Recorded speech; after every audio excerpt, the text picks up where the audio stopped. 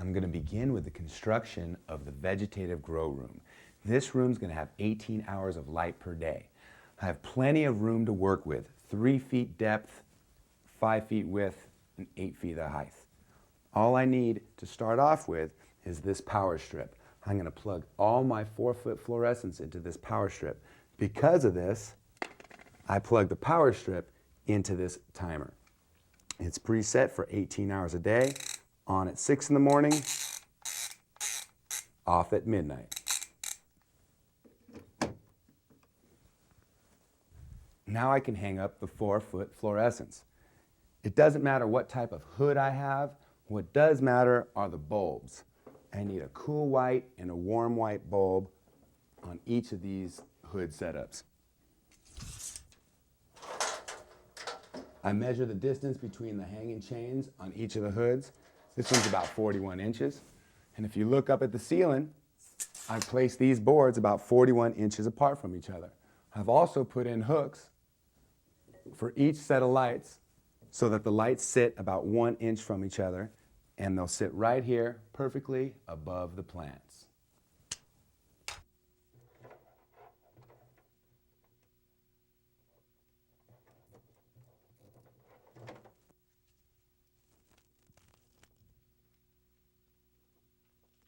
I use 5-foot long chain pieces on each side of the 4-foot fluorescents.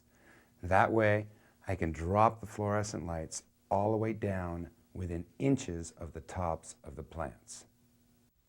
Temperature and airflow are very important. I'm really lucky in this basement that I have a lot of free moving air, especially with this oscillating fan. I'm not going to even need this squirrel cage for this room. I'm going to need it for the budding room for sure. If I was in an attic or a closet or someplace where there's a lot of stagnant air, then I'd throw one of these in because they work great. But for this room, this fan will be just fine. Plants love light. The more, the better. Don't be fooled by imitations. Mylar works the best for reflecting light. So I put it all over the room.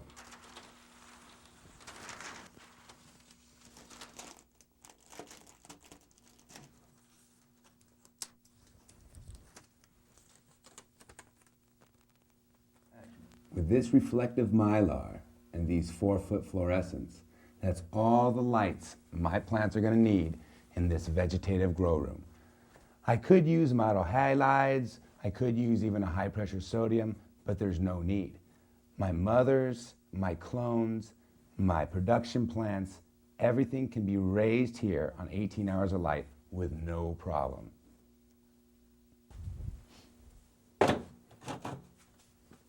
Table's done. Here I have a 2-foot by 4-foot piece of plywood. I cut 2 holes on either end, which are for the drainage nozzles of the hydroponic system that's going to sit right here. If my plants had to rely on me to water them 3 times a day consistently, well, I probably wouldn't have any bud to smoke. That's one of the reasons I use a hydroponic watering system. Another reason is plants grow faster in a soilless mixture. I usually save 2 to 4 weeks on maturing plants just because I use a hydroponic system. Looking at all these parts I've selected, it can be really intimidating. I've flooded my house 10 times until I realized the basic rule of the hydroponic system. Whether you make your own like I am, or I go out and purchase one from the store, the principle is always the same. You have to have the planter higher than the reservoir. Then when the pump is turned off in the reservoir, the planter will always drain. It's important to have a drainage. I found this perfect 2-foot by 4-foot plastic tray that I'm going to use as my planter. I have this 20-gallon plastic tub that I'm going to use as my water reservoir. And all these parts are going to connect the two together. First, I'm going to get 5/8 inch outer diameter, 1/2 inch inner diameter black plastic vinyl tubing. I'm going to cut 3 pieces 5 feet long, 2 for my exit and 1 for my entrance, connecting my reservoir to my planter. Then I'm going to get a pump. The pump has a 1/2 inch diameter to fit perfect for the hose. These nozzles are perfect. They're 1 inch diameter, excellent for my drill bit, and they have a 1/2 inch hookup, perfect for the hose. These drip nozzles are perfect. I can get them at almost any home garden center. They're super easy to hook up, stick in your plant, and my hose fits on the end just perfectly. I've pre-drilled 2 1-inch holes on either end of my planter. Now all I have to do is hook up these drainage nozzles with some aquarium silicone all around the edges.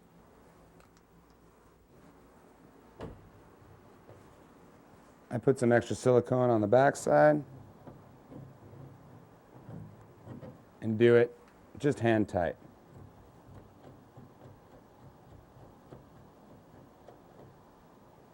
Perfect. Now that the silicone is dry, I can put my black tray right up on my wood, putting the nozzles in the holes that I cut in the wood, and I can hook up my line. I connect the hose right up to the nozzle. I take this little zip tie, the other side,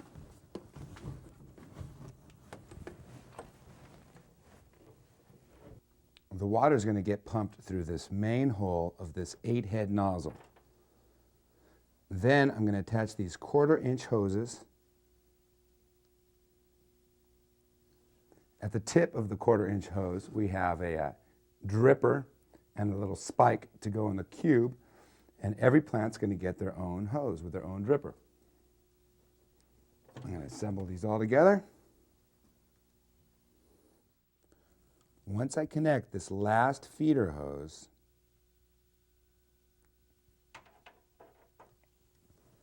I can set the whole nozzle in the middle of the tray and connect this 1/2 inch hose right to the middle. The other end, I can hook up right to this pump, and I'll secure both ends with the zip tie.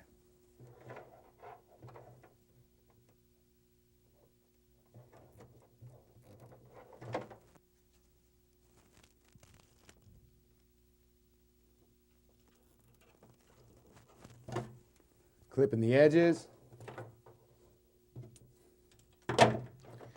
Now I can take this pump, put it down into my reservoir,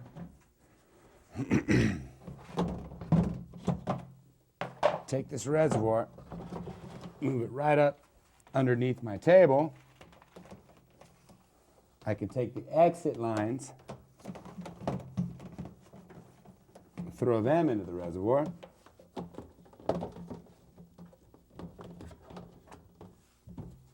And she's ready for some plants. Did I say I was done? Apparently not. I haven't plugged it in yet. I water my plants 3 times a day, so I have a quick on and off switch 3 times a day during the daylight hours. Timer goes into the wall. It's going to power the pump.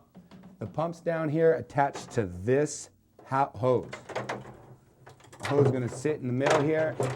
It's going to deliver the water to all 8 of these little spikes, which is going to give water to the plants. It's going to drain right out of our drainage holes, right back to the reservoir, where it's going to get pumped back to the plants again.